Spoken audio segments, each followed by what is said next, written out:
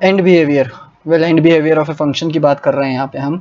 और फंक्शन भी बेसिकली कोई छोटे मोटे फंक्शंस की बात नहीं कर रहे हैं, बेसिकली छोटे फंक्शंस तो यहाँ पे आपको दिख ही रहे जो आपके सामने है, y equal to x square, y equal to x to the power 4 and y equal to x to the power 6। Yet I am speaking about some big functions that you have और recently that we have understand and we all know, मतलब recently as in the thing is हमें polynomial polynomial उतना लिखने की जरूरत नहीं है, हमें पॉलिनोमियल फंक्शन पता है।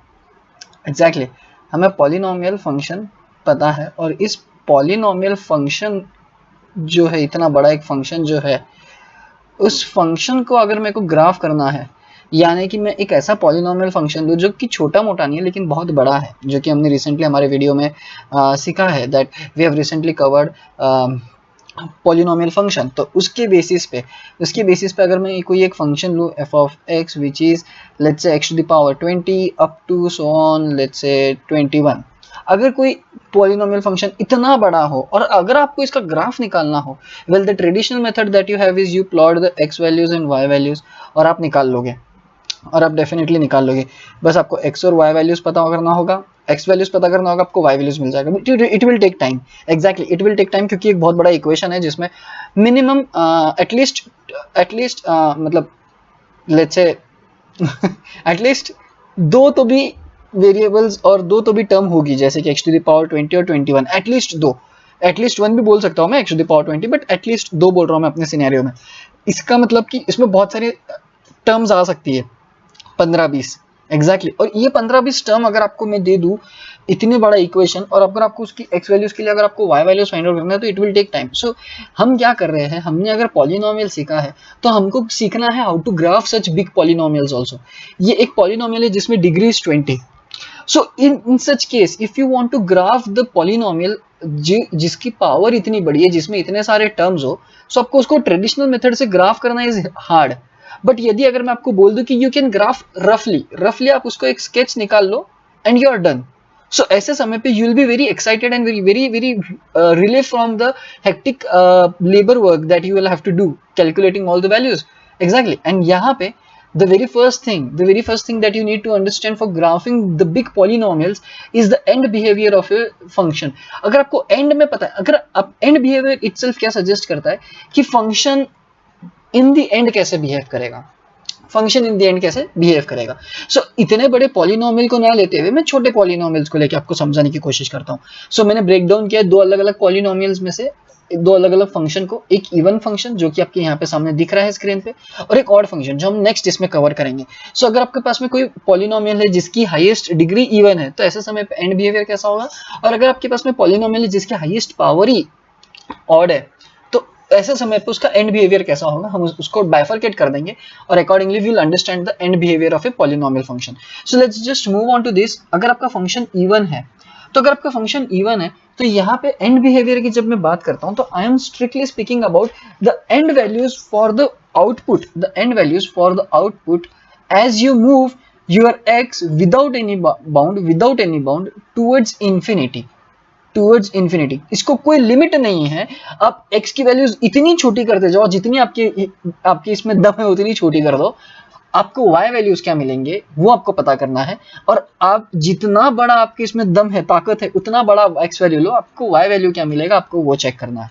सो अगर आपको ये पता चल गया कि आपका फंक्शन इन दी एंड कैसा जाएगा, आपका फंक्शन ऐसा जाके ऐसा जाएगा, इसका मतलब पहले आपका फंक्शन एकदम x वैल्यूज के लिए, एकदम आखिरी x वैल्यूज के लिए नीचे था और एकदम पॉजिटिव x वैल्यूज के लिए, बड़े बड़े x वैल्यूज के लिए ऊपर था। अगर आपको ये पता है तो आपको एंड वैल्यूज पता चल जाएगी, मतलब ग्राफ ऊपर जा रहा है, नीचे जा रहा है, दोनों तरफ ऊपर जा रहा है, या दोनों तरफ नीचे जा रहा है, या एक ऊपर एक नीचे जा रहा है, ये ऐसा ये पता करना होता है हमें। और हम ये पता कर रहे हैं यहाँ पे एक्स स्क्वायर के फंक्शन को लेकर। जरा अगर आप देखोगे ये फंक्शन, तो अगर मैं फंक्शन ले लूँ y equal to x square, मैं अगर फंक्शन ले लूँ y equal to x square, so इसमें अगर मैं लेट्स से x की वैल्यूज इनपुट करता हूँ -10 -100, just to give you an example कि क्या हो रहा है एंड में, -1000, ऐसा मैं कहां तक के जा सकता हूं जहां तक कि मेरे में दम है उतना, 10 लाख 20 लाख 30 लाख 40 लाख 50 लाख 100 लाख 1 करोड़ 2 करोड़ 30 करोड़, सब नेगेटिव।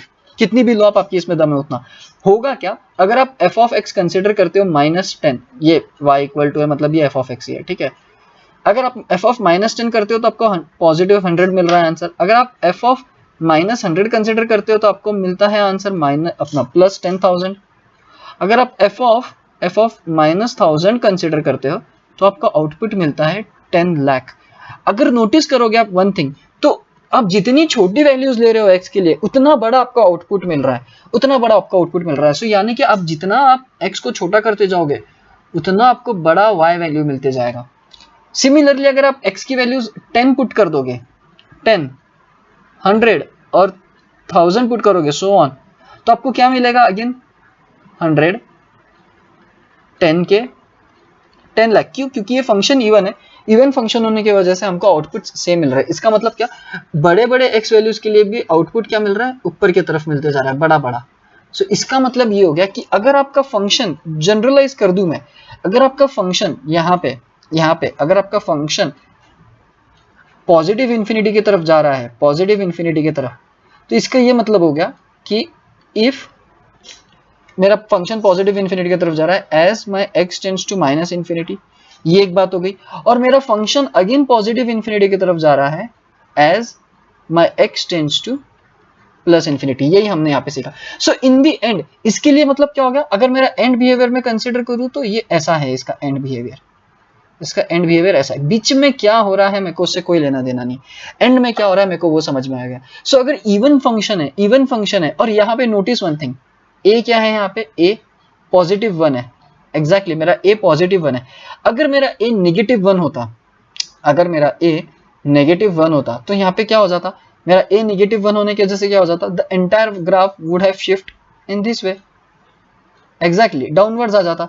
और डाउनवर्ड्स आने से थोड़ी चीजें बदल जाती है, क्या कि अगर आपका फंक्शन पॉजिटिव है, अगर आपके इनपुट्स पॉजिटिव है तो आपके आउटपुट्स क्या आएंगे, निगेटिव आएंगे। क्यों? क्योंकि आपका इन दी एंड एफ ऑफ एक्स क्या है, एफ ऑफ एक्स क्या है, -x² है। तो इसका ये मतलब हो गया कि एफ ऑफ -10 डालोगे तो भी आपको -100 मिलेगा, और अगर आप एफ ऑफ 10 डालोगे तो भी आपको क्या मिलेगा, -100 ही मिलेगा, एग्जैक्टली। सो इसका मतलब मैं अगर जनरलाइज कर दूं इस चीज को, तो मेरा f of x it tends to minus infinity as x tends to minus infinity, and my f of x tends to minus infinity as my x tends to plus infinity. So इसका मतलब end behavior of the function is somewhat in this way. और बीच में क्या हो रहा है, I am not concern about that. बीच में वो फंक्शन नॉट नेसेसरीली ऐसे ही बिहेव करेगा जैसा डॉटेड लाइन है, वो बीच में ऐसा कुछ भी कर सकता है, ऊपर नीचे या कांस्टेंट भी रह सकता है। We do not know about that, but what we know is that कि एंड में वो डेफिनेटली ऐसा ही बिहेव करेगा, एकदम नीचे और एकदम नीचे। क्यों? क्योंकि there is no limit whatsoever, there is no limit for x. क्यों? क्योंकि ये फंक्शन ऐसा फंक्शन है जिसके डोमेन में देयर इज नो प्रॉब्लम, ना अंडर रूट है और ना ही डिवीजन है। तो डिवीजन और अंडर रूट नहीं आता है तो हमें वहां पे थोड़ा रेस्ट्रिक्शंस हमारे नहीं होते हैं। सो इन अ वे एंड बिहेवियर तो है ये ऐसा आ गया, कौन से फंक्शन के लिए, लेकिन x² के लिए आया ये। यही अगर मैं आपको x⁴ के लिए बोलूं तो क्या ये एप्लीकेबल होगा? यस। क्यों? क्योंकि this is a even function, even function x⁴ और x² भी इवन फंक्शन है। सो इट डजंट मैटर, क्योंकि ये इवन है तो आउटपुट्स इन दी एंड ऐसे ही बिहेव होंगे, आउटपुट्स इन दी एंड ऐसे ही बिहेव होंगे।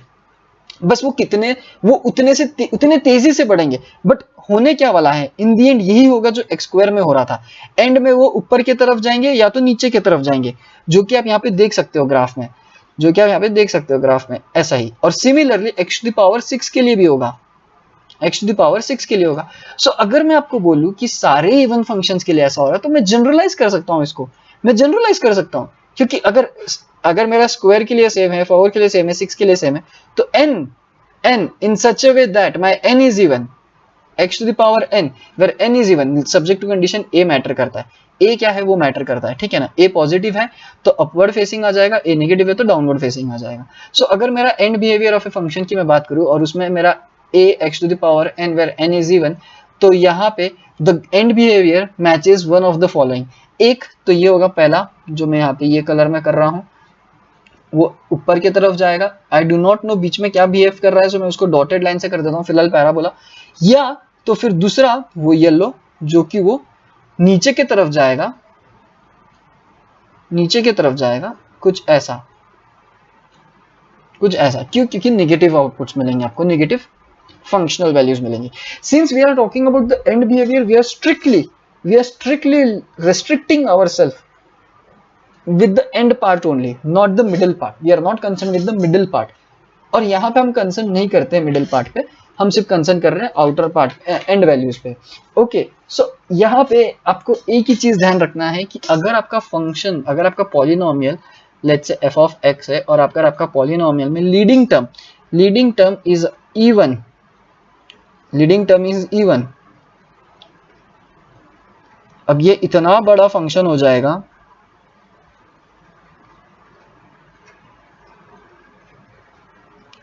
ये इतना बड़ा फंक्शन हो जाएगा कि आपको इसका ग्राफ मैन्युअली ट्रेडिशनल वे से निकालने को आपको तो 2-3 घंटे लग सकते हैं, 2-3 घंटे लग सकते हैं सच में, क्योंकि कितना बड़ा फंक्शन है और सारे टर्म्स है, 36 से लेके 0 तक के सब है इसमें।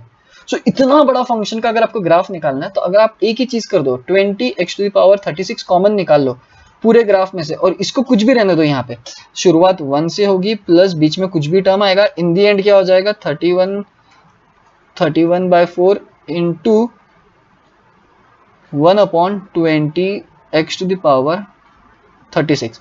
मैंने क्या किया, मैंने बस कॉमन निकाला। क्यों? क्योंकि मैं ये लीडिंग टर्म पे फोकस कर रहा हूं और लीडिंग टर्म क्या है, मेरा a पॉजिटिव है और x क्या है, x में x तो ठीक है, x एज इट इज है, लेकिन ये n क्या है, ये n है इवन। अगर इवन है so you can match this with this kind of a thing कि मेरा a(n) इज इवन, तो ग्राफ दोनों में से एक क्राइटेरिया को सेटिस्फाई करता है एंड बिहेवियर में।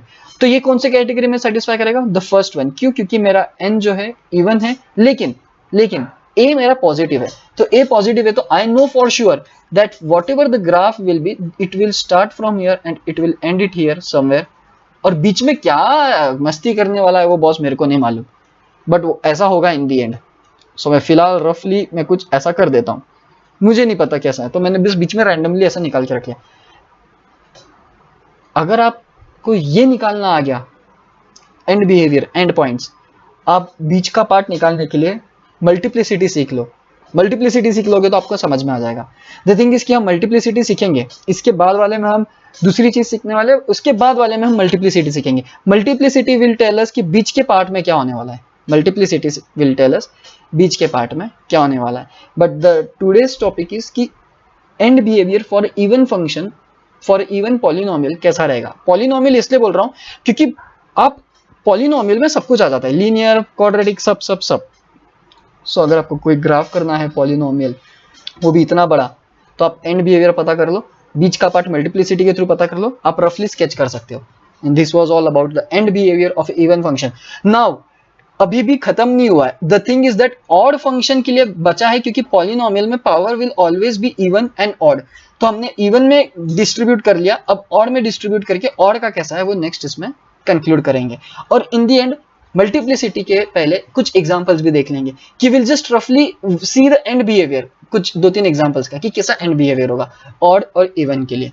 और let's say just to end up with this, अगर -36 होता, लेट्स से यहाँ पे -36 होता, तो ये ग्राफ का फंक्शन डाउनवर्ड फेसिंग होता, बस कुछ भी नहीं।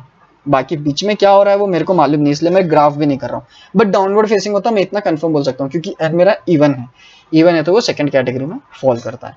This was all about the end behaviour of a function where power is even.